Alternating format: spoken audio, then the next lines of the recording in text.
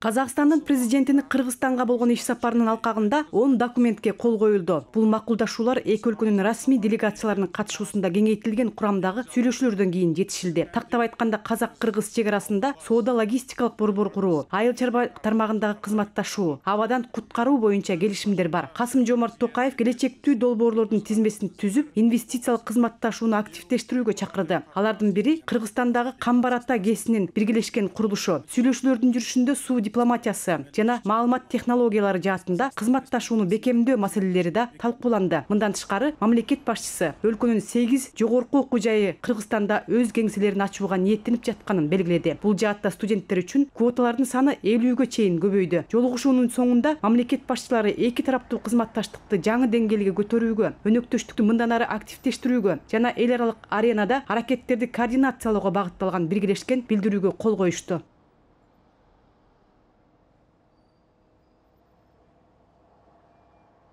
Шын мәнінде елдерimiz өте жақын.